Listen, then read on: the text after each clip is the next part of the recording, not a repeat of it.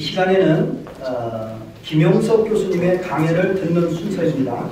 김영석 교수님은 대한민국 역사와 미래 이사장을 맡고 계시고 공신대 석좌 교수를 맡고 계십니다.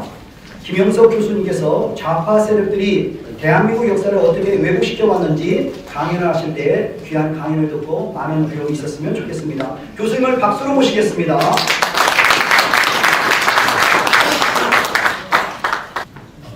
자유민주를 위한 국민운동이 출범한다고 하는 얘기를 듣고서 제주도에서 아마 제일 먼저 출범식을 한 것을 제가 기억을 하고요.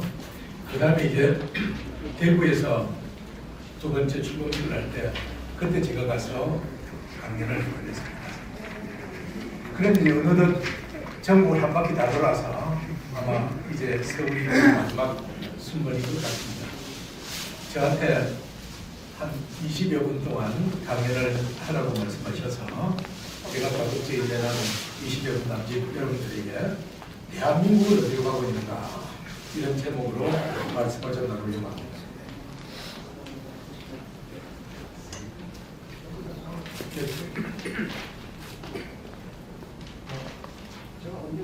좀 넘겨주세요.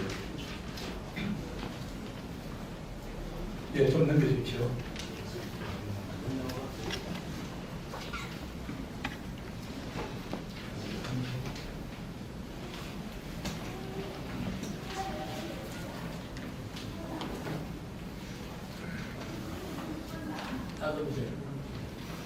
다시 안 돌려보니?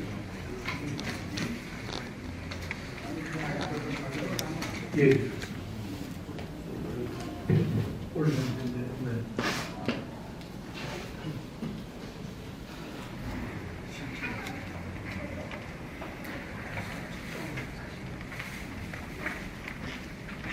예. 화면이 준비될 때까지 제가 먼저 여러분들 다시 얘기 좀 나누도록 하겠습니다. 네, 예, 시작이 늦었네요. 이 우파에서는 역사라고 그러면은 별로 관심이 없습니다. 또 그리고 왜 그런 얘기를 하느냐고 오히려 반문하는 사람들도 있습니다. 그런데 좌파 사람들은 모이면 이 역사 얘기를 굉장히 강조를 합니다. 우리가 잘 아는 말 가운데 역사를 잊은 민족에게는 미래가 없다. 이런 말도 그 사람들이 절대 쓰는 교구지만 더 중요한 교구는 뭐냐면은 과거를 지배하는 자가 미래를 지배한다는 겁니다. 조지 오웰이 1984라고 하는 그 책에서 그런 얘기를 했습니다. 과거를 지배하는 자가 미래를 지배한다. 그래서 철저히 그 사람들은 역사를 파헤치고 해방 이후 역사를 새롭게 정리를 해서 그것을 왜곡을 하고 꾸미고 해서 교육을 시켰습니다. 지금 지배를 하고 있습니다. 막스 베버는 어떤 정부라도 국민들이 자기 나라의 애국심을 갖도록 교육시키지 못한다면 결코 그 나라는 존재할 수가 없다고 얘기했습니다. 그런데 오늘 대한민국에는 애국심을 갖고 대한민국을 자랑스럽게 생각하는 우리 국민들보다는 대한민국을 왜 이런 나라가 있느냐, 이건 태어나서는 안 될 나라이다 라고 얘기하는 사람들의 숫자가 훨씬 더 많다고 하는 사실을 여러분들이 기억하시야만 합니다. 다음은요. 이 대한민국은 완전 둘로 갈라져 있습니다. 이 역대 18대 대선부터 20대 대선까지 지도를 보면 똑같습니다. 그런데 재미있는 것이 18대 대선과 19대 대선까지는요, 항상 보수 진영이 이겨왔습니다. 아니 19대 때는 문재인이 당선되는데 무슨 얘기냐 그러지 않습니다. 18대 때는 박근혜 후보와 문재인 후보가 1대1로 붙었기 때문에 51.6대 48로 이겼습니다. 19대 대선 때는 보수가 홍준표, 안철수, 유승민 셋으로 나눠졌기 때문에 문재인, 심상정 둘로 나누어진 진보 진영에 지게 된 거죠. 그러다가 20대 때 와서는 다시금 심상정이가 여러분들 아시다시피 3% 정도의 표를 빼앗아갔기 때문에 이긴 겁니다. 그럼 이 얘기 다시 말하자면 19대 대선 때까지는 대한민국에서 보수의 이념을 가진 사람이 더 많았는데 20대 돼서는 처음으로 보수 진영이 진보 진영의 진승이라고 하는 거예요. 다행히 심성정이가 표를 갈라주어서 신성을 했지. 그러지 않았더라면은 졌을 것이라고 하는 결론입니다.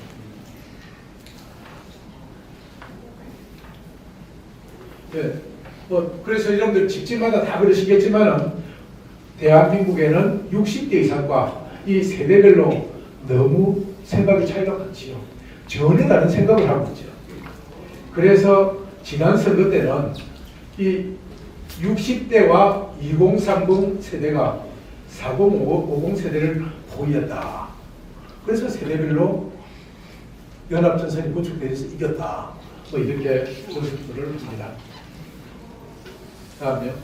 그 직장에서나 가정에서 보면은 어른들은 자녀들 세대를 보고 너희들은 개념도 없는 무개념이다. 그런데 자녀들은 말도 안 듣고 저 꼰대들 그렇게 얘기를 하고 있는 거 아니겠습니까? 다음요. 그러면은 60대 이상 어른들은 이 한강의 기적을 누구나 다 배웠습니다. 이게 대한민국이 1950년부터 시작해서 지금까지의 남한과 북한의 경제 이 소득을 미국의 메디슨 역사연구소에서 분석을 해놓은 것인데요. 제일 처음 세계은행에서 이 국민소득을 조사했을 때 대한민국의 국민소득은 1인당 65달러였습니다. 그건 전 세계에서 110개 나라가 그때 세계은행이 조사를 했는데 우리나라가 109등 꼴찌에서 두 번째로 우선 나라였습니다. 제가 110번째가 어떤 나라였는지 조사를 해보고 찾아보고 있는데 그걸 잘 찾아지지가 않습니다.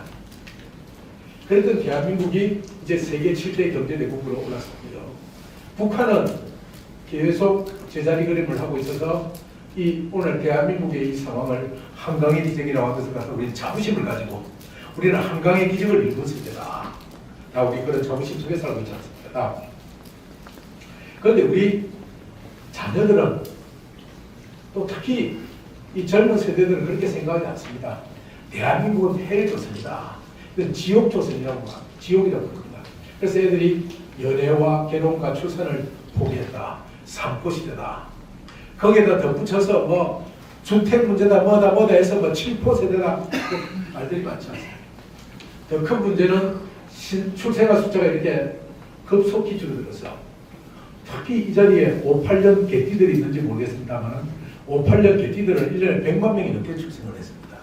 그런데 지금은 1년에 27만 명, 금년 같은 경우에는 20만 명 밑으로 20만 명 선으로 떨어질 것이다. 그렇게 지금 얘기를 하고 있거든요. 그래서 이렇게 노인들만 많고 40, 50대, 20, 30대, 10대 미만 이런 나라 그건 자연스럽게 이 지구상에서 없어질 나라다. 저절로 이건 망할 놈을 나라다. 이 결론인 겁니다. 지금 우파가 좌파를 이기는 것도 굉장히 중요하지만 또 중요한 것이 어떻게 하면 이 나라를 망하지 않도록 하느냐. 그런데 젊은 아이들에게 물어봤어요. 헬조선이라는 말에 동의하십니까? 했더니만은 대학생의 90.5%가 헬조선이라는 말에 동의한다 이거예요. 직장인의 89.5%가 헬조선이라는 말에 동의를 한다는 겁니다. 그러니까 여러분들은 그렇게 생각 안 하겠지만은 여러분의 자녀들은 이런 생각을 가지고 있으니까 부자 간의 대화가 안 되는 거죠. 그런데 실제로 헬조선은 어디 있습니까? 요 앞에서 봤다시피 헬조선은 저 38선 이북에 헬조선이 있는데 그걸 경험해 못하는 애들은 우리 사회가 지금 헬조선이 어려운 쪽에 있단 말이에요. 그래서 지금 우리는 어떻게 해야 되겠느냐. 그래서 대한민국이 이게 여러분들 보시다시피 2018년도 계속해서 2022년에는 24만 9천 명으로 떨어졌고 금년에는 20만 명 밑으로 떨어질까봐 지금 걱정을 하고 있고 이게 지금 인구가 없어서 소멸되어지가는 우리나라 지도입니다. 앞으로 이 도시들은 몇십 년 안에 없어질 시군들이라고 하는 거죠. 다음에요. 그 대통령이 윤석열 대통령이 나오면서 저도 뭐 그날 앞자리에 가서 앉아 있었습니다만은 자유란 말을 35번이나 썼어요. 민주주의란 말을 8번, 그래서 43번이나 자유민주주의란 말을 강조를 했습니다. 그러면서 자유민주주의와 시장경제 기반으로 나라를 재건하자. 이런 경축사를 했고 그 이후에 광복절 경축사를 비롯해서 기회 있을 때마다 대통령이 자유민주주의, 자유민주주의, 자유민주주의를 외치고 있는 거죠. 그런데 대통령께서 자유민주주의라고 하는 말을 그냥 강연을 듣고 있으면은 그 말뜻을 이해하기가 좀 어렵습니다. 무슨 말씀을 하시는지 구체적인 설명들이 없어서 특히 젊은이들은 그 이해를 못해요. 그래서 제가 충북 진천에 있는 국가공무원 인재개발원에 가서 이제 갓 사무관이 된 젊은 공무원들을 대상으로 윤석열 대통령이 얘기하는 자유민주주의가 무슨 뜻인지 윤석열 대통령의 역사관을 특강을 해주면은 그때서 아 그런 말이구나 하고 공무원들도 이해를 하고 있는 시점이죠. 다음. 예, 다음요. 그런데 대한민국을 부정하는 사람들이 있습니다. 윤 대통령이 자유민주를 강조하는 대한민국을 근거를 부정하는 사람들 때문에 그렇습니다. 제가 대학 3학년 때, 그러니까 1975년도에 고려대학교의 강광길 교수님이란 분이 대한민국은 태어나서는 안 될 나라라고 하는 말을 이 분단시대 역사인식이라는 책에서 처음 썼어요. 이것이 지금까지 운동권 친구들의 하나의 자웅념이 되어져 있습니다. 그리고 정교조 친구들이 우리의 자녀, 손주들에게 교육시킬 때 그들이 제일 많이 쓰는 말이 태어나서는 안 될 나라라고 하는 말이에요. 그래서 뭐 그런 말을 그 이후에 1945년 8월 15일은 해방의 날이 아니라 분단의 날 동시에 미국의 신식민지로 전락한 날이다. 한선엽의 송광선 같은 사람들, 이런 사람들이 이런 얘기를 했는데 주목해야 될 것은 이 강만길 교수가 1999년에 무슨 말을 했냐면은 아직도 젊은이들이 내 책을 읽고 나랑 같은 생각을 하면 이 나라는 망한다. 나를 밟고 넘어서라. 이런 얘기를 또 했단 말이에요. 그런데 이 말은 이 운동권 친구들이 더 이상 접수를 안 하고 있어요. 그냥 오로지 이 말만 그대로 이 친구들이 세뇌가 되어져서 요즘도 강조를 하고 있다는 거죠. 그래서 여러분들은 모르시겠습니다. 586 운동권들, 요번에 송영길이를 비롯해서 686 운동권은 그들의 필독서가 이 해방전후사의 인식이라는 책입니다. 해전사라고 줄여서 부르죠. 이 책을 읽고서 철저하게 이 친구들은 대한민국은 태어나서는 안 될 나라, 북한의 전통성이 있고 남한은 미국의 식민지로서 지금도 전통성이 없는 나라라고 그들은 주장을 하고 있는 거죠. 그리고 그 결정판이 이 문재인이라는 사람이 대통령 나올 때 대한민국이 묻는다라고 하는 책을 낸 거죠. 그 책을 보면은 문재인이가 이런 내용들을 아주 잘 요약을 해서 자기의 역사관을 설명을 했습니다. 그 대한민국은 태어나서는 안 될 나라라고 강조하고 있는 대표적인 정치인 세 사람. 이 사람은 대한민국은 친일파들이 득세를 해서 반동 독재국가를 건설했고 그 사람들이 산업화 세력을 이루고 부도덕한 보수 세력이 대한민국을 지배하고 있다. 그래서 이 사람은 완전히 다 바꿔야 된다 라고 주장을 하고 있다. 그다음 이 사람은 친일 청산을 이룬 북한 정권의 한반도의 정통성이 있다고 아까 대한민국을 문단한 책에 써놓고 있는 거예요. 그 다음에 이 사람은 이 해방전후사 인식 이 교육을 받고서 대학을 다닌 대표적인, 그래서 가장 이 가운데서 제일 장애가 심하게 되어 있는 사람을 얘기할 수 있죠. 이 사람들의 공통점은 대한민국은 태어나서 안 될 나라라고 하는 사고를 가지고 있습니다. 이 대한민국을 상징하는 사람을 이 네 사람이 있다고 얘기해요. 애국가를 작곡한 안익태 선생. 그래서 오늘 우리가 시작할 때 애국가를 부르고 시작했는데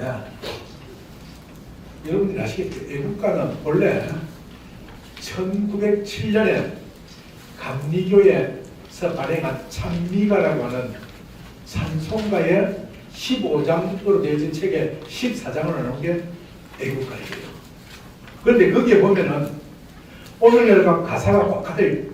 곡조는 옛날에 올드랭 사인 곡조였고 그걸 안익태가 새로 바꿨지만 꼭 같은 데 가서 하나만 틀리지요. 그때는 하느님이 무가사가 아니라 하나님이 무가사 그렇게 되죠. 하여튼 안익태의 상징제, 그리고 대한민국을 세운 이승만 대통령, 대한민국을 지킨 백선엽 장군, 그리고 대한민국의 경제 성장을 이룬 박정희 대통령, 이 네 사람이 보수를 연결하는, 보수 상징성을 하던 하나의 연결고리라고 하는 겁니다. 그래서 좌파에서는 어떻게 하면 이 네 연결고리를 끊을 것인가. 그래서 기회가 있으면 이 네 사람을 매도를 합니다. 대표적으로 이 사람이 광복 개장할 때 대한민국도 아니고 우리나라 이렇게 써붙이고 나와서 이 네 분을 갖다가 다 뭐라고 얘기했습니까? 민족의 반역자고 배신자들이다. 그렇게 욕을 했습니다. 다음에 그리고 이들은 100년 전쟁, 그러니까 이분들은 대한민국의 시작을 1948년부터 생각을 합니다.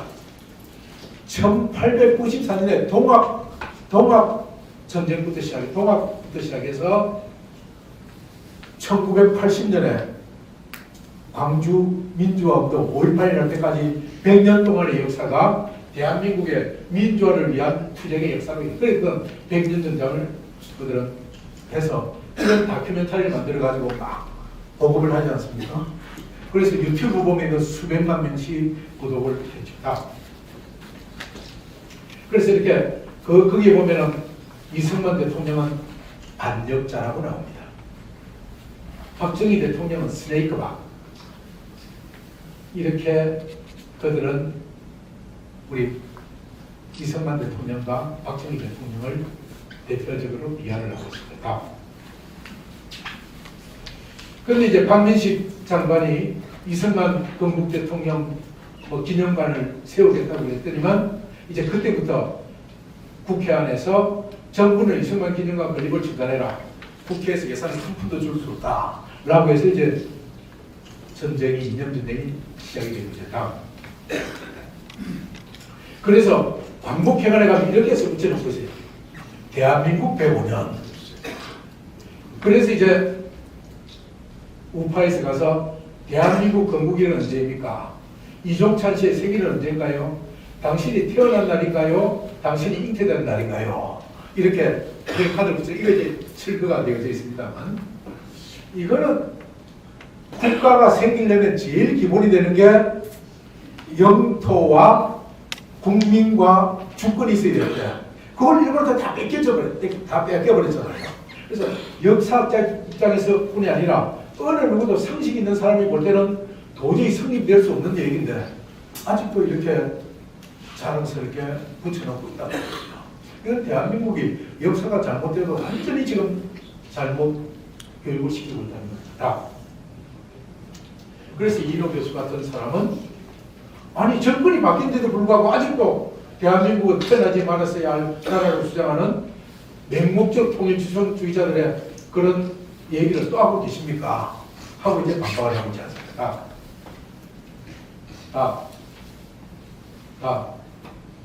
예, 제가 여러분들에게 시간을 짧게 하기 위해서 오늘 절반을 줄여드린 겁니다.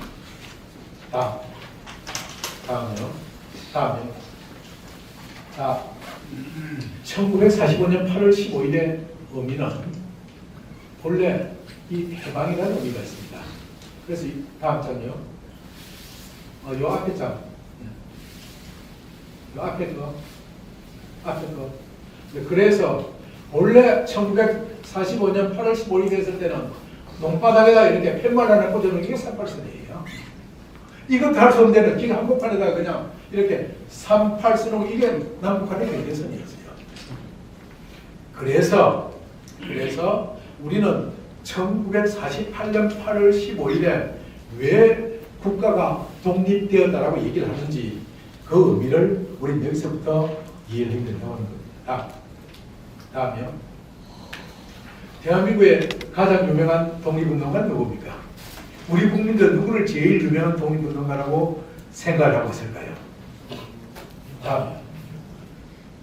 우리 국민들은 유관순을 제일 유명한 독립운동가로 인식을 하고 있습니다.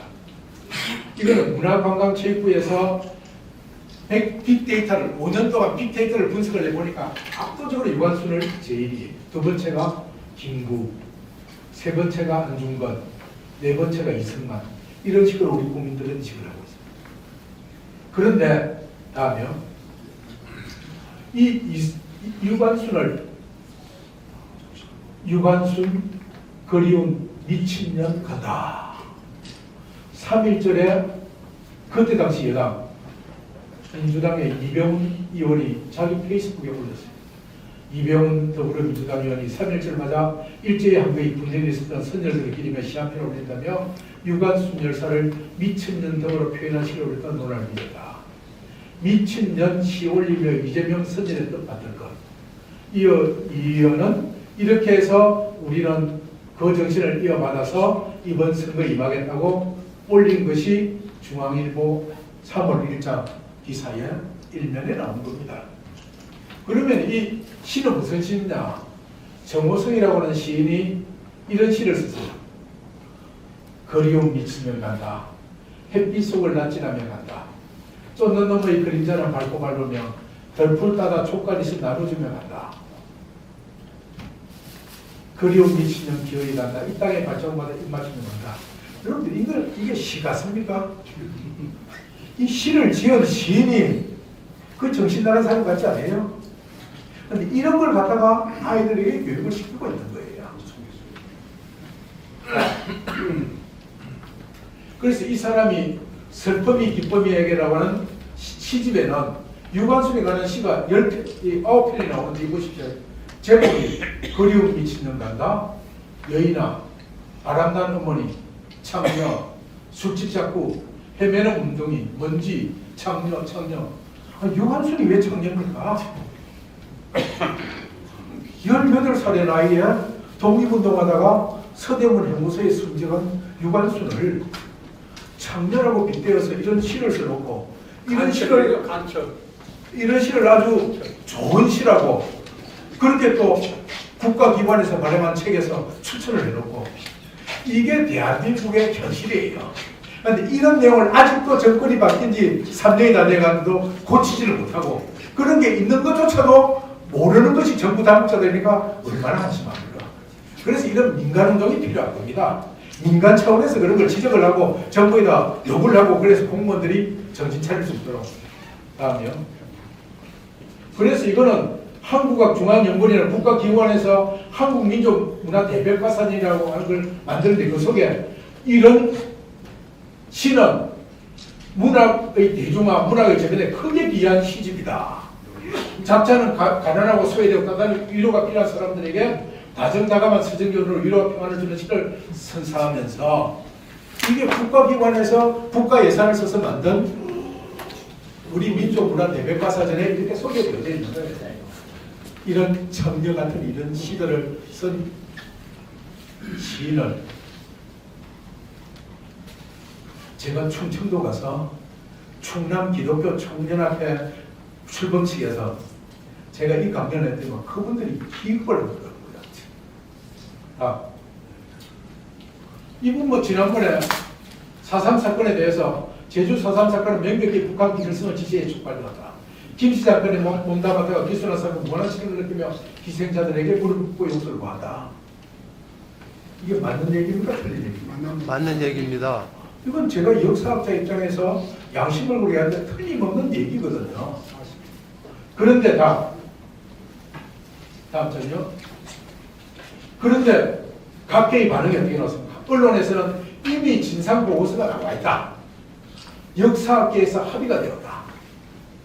아니 나 같은 사람이 비록 말석에 있지만은 나 같은 사람도 합의한 적이 없는데 이미 역사학에서 합의가 다 되어졌대요. 제주지사는 제주 4.3 사건으로 대한민국의 역사를 왜곡하고 제주 4.3 사건을 폐기한 태용 의원을 제명해야 한다.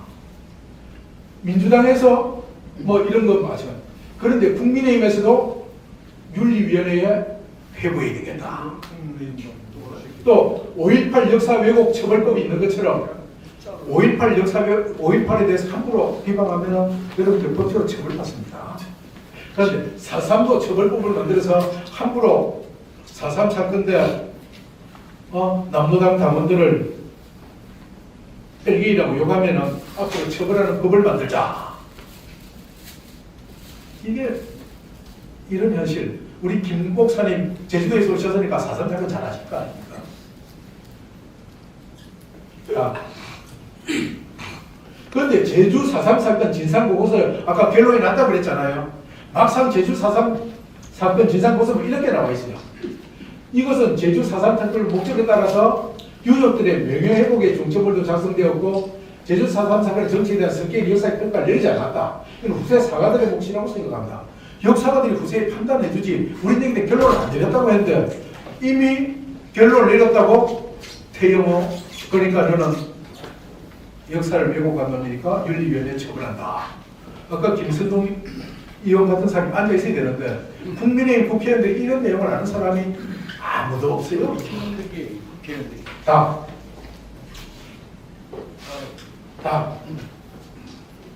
그래서 다 알다시피 제주 4.3 사건이라는 건 뭡니까? 1948년 4월 3일 날 50 총선거에 반대해서 김달삼의 지령을 받은 남로당 뿌라치들이 일으킨 사건이잖아요. 그런데 제주 4.3 사건 특별법은 뭐라고 되어 있냐면은 제주 4.3 사건은 1947년 3월 1일부터 시작된 사건이라고 되어 있어요. 전혀 말이 안 되잖아요. 1947년 3월 1일 날 미 군정하에서 3.1 만세운동을 탄압하는 경찰들의 만행에 맞서서 일어난 사건이다. 역사를 완전히 그렇게 왜곡시켜놨는데 그런데도 불구하고 넘어갑시다 그냥. 그런데 최근에 또 동학혁명도 독립유공자로 예우해주라는 법을 야당이 단독 처리를 하고 있어요 지금. 그래서 송우건 교수는 동학의 항일투쟁이라고 해서 칼럼을 읽고 나는 정치적으로 만든 역사특별법들 이거 바로 잡으라고 중앙일보에 이렇게 칼럼을 올려놓았는데 내용이 뭐냐면요. 다 내용을 좀 보셨습니다. 원래 국가보훈대상자는 정부가 다 국가보훈처에서 아주 엄격한 심사를 통해서 이 사람을 국가유공자를 할 건지 안 할 건지 결정을 하는 겁니다. 그리고 등급을 매겨요. 그런데 5.18은 그러지 아니하고 5.18은 보훈부 장관이 광주광역시장한테 그 권한을 위임을 해줬어요. 그럼 광주광역시장은 그걸 자기가 직접 안 하고 5.18 기념재단에다가 그걸 또 위임을 해준 거야. 그러니까 5.18 기념재단에서 5.18 유공자를 선정을 하는 거야. 근데 나쁘게 얘기하면 뭐가 되겠습니까? 생선한테 고양이를 맡기고 있겠지.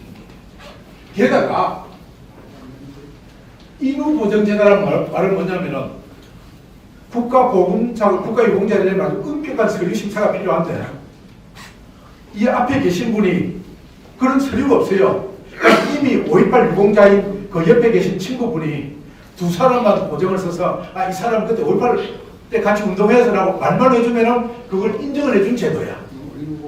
그러니까 이거는 뭐 그냥 객관성과 공정성을 완전히 상실했지.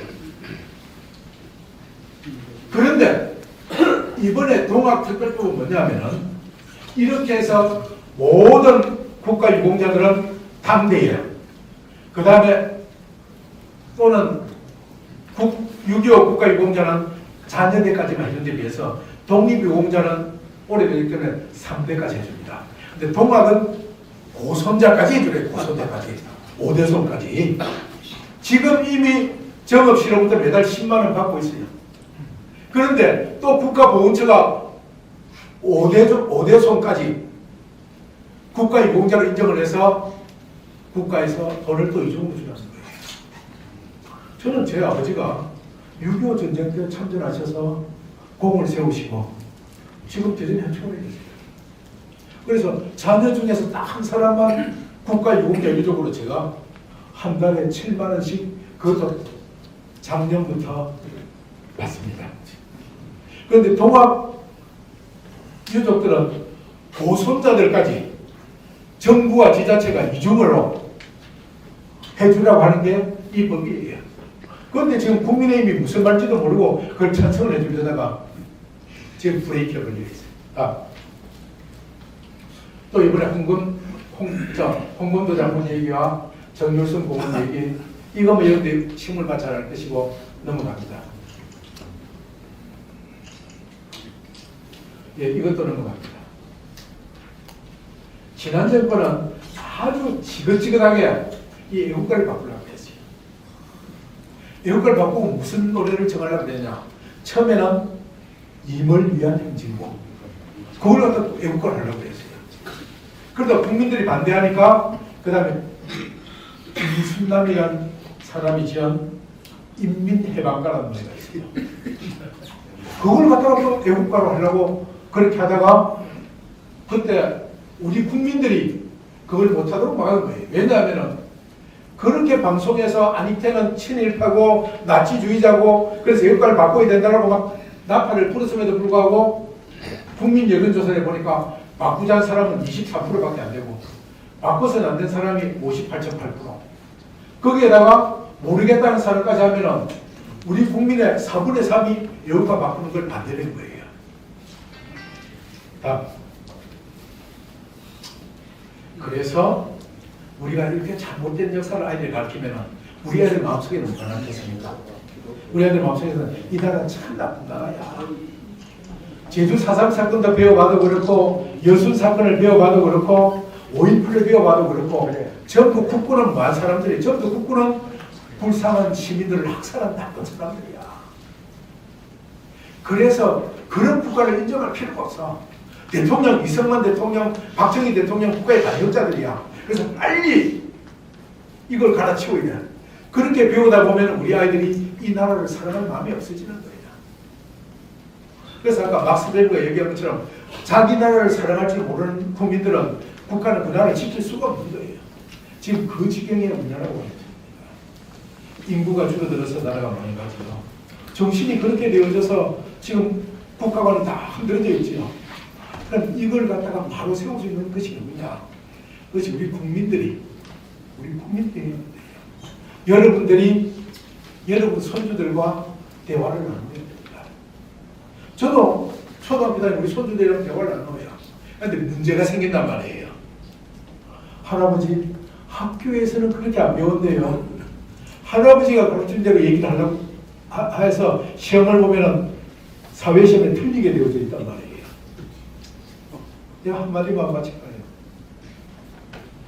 사회시험에 이런 문제가 나왔어요. 결혼은 남자와 여자가 하는 것이다. 맞습니까? 틀립니까? 맞죠. 근데 정답은 틀렸어요. 왜? 남자끼리도 결혼해도 되고 여자끼리도 해야 되거든, 법적으로는. 근데 할아버지 내가 뭐라고 가르쳐야 됩니까? 그래서 내가 그거 틀려도 괜찮다. 결혼은 남자와 여자가 하는 거야. 근데 학교에서는 교과서에도 그렇게 나와 있고 문제에도 남자와 여자가 하는 것이 결혼이다. 이렇게 해놓으면 그거 틀린다. 이런 세상에 우리가 살고 있는데 그런데 어떻게 해야 되겠습니까? 여러분들 가정을 어떻게 하고 이 사회와 국가를 어떻게 해야 되겠습니까? 그래서 나는 우리 자유민주를 위한 국민운동이 선거를 위해서도 큰 일을 감당해야 되지만 앞으로 대한민국을 바로 세우는 국민의식을 바로 일깨워서 그래서 대한민국이 바른 길로 나갈 수 있는 쓰임받는 그런 기관이 되기를 이 자리를 빌어서 응원합니다. 제가 일하고 있는 이 재단법인 대한민국 역사원 위해서는 이런 일들을 위해서 각계에서 활동하는 지도자들 100여 명이 모여서 지혜의 숲 내기 포럼이라는 걸 결성을 하고 어떻게 하면 대한민국의 인구 문제를 어떻게 극복할 수 있겠느냐, 이 국가의 정체성, 국가를 어떻게 바로잡을 수 있겠는가, 그것을 갖다가 고민하고 있는 단체입니다. 그래서 제가 우리 최명진 집행위원장님을 참 좋아하고 그 하는 일에 제가 응원을 보내면서도 제가 또 책임을 맡고 있는 단체에서 공적으로 특정한 단체에 제가 가입을 하지 못하는 그런 규정 때문에 이 자리에 나오지 못한다. 그랬더니만은 그럼 와서 강연으로라도 봉사를 해라. 그래서 오늘 여러분들 만나게 되었을 겁니다. 이 자리에 참석한 여러분들 축하를 드리고 이런 사실들을 기억하시면서 대한민국을 바로 세운 일에 여러분들이 귀한 역할을 감당해 주시기를 부탁드립니다. 감사합니다.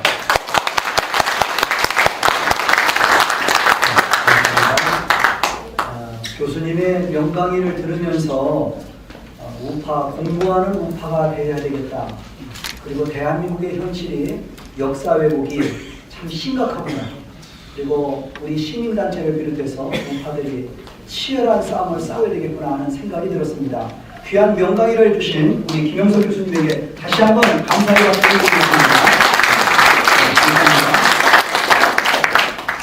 질문 있습니다. 네, 질문을 1분만. 질의응답 좀 하죠. 제가 개인적으로 말씀을 나중에 드리겠습니다. 전체에 관한 거. 전체에 관한 거. 예, 1분만. 네, 하시죠. 예. 개인적으로 하시죠. 아니 근데 이게 중요합니다. 예. 중요합니까? 개인적으로. 왜 중요하냐면은 지금 여러분들이 다 공감을 합니다. 하는데 지금 초, 중, 고 교과서에는 우리나라 건국이 없습니다. 그리고 오늘 또 교수님이 강의를 하시는데 그동안 훌륭한 우리나라 역사학자들 있었는데 어떤 것을 강조하느냐가 중요한데 건국이 약화된 겁니다. 그렇기 때문에 어떤 그 3.1절이라든지 이런 복잡한 문제가 나오는데 우리나라 건국은 국제법상 4가지 요건을 갖추는 것이 1948년 8월 15일입니다. 그거는 영토가 있고 그리고 국민이 있고 주권이 있는데 3가지만 갖고는 안 됩니다. 네 번째가 정부. 그 정부가 이승만 건국 정부. 이것을 강조하지 않으면 이 나라 문제 혼란 잠재울 수 없습니다. 제가 최근에 초, 중고 교재를 다 보니까 이승만 건국은 없고 4.19만 나오고 그 다음에 바로 5.18로 띱니다. 이것을 부모들한테 물어보면 아무도 몰라요. 왜 모르냐? 전부 사물함에 집어넣고 요즘 학생들은 집으로 책을 안 가져옵니다. 아무도 모르고 있습니다. 네. 이건 보통 큰 일이 아닙니다. 아무리 세대 간의 갈등을 얘기한다 그래도 학교에서 12년 동안 우리나라 건국절을 지키지 않습니다. 네, 네. 예, 알겠습니다. 2차 대전 이후에 건국절을 안 지킨 나라는 대한민국 알겠습니다.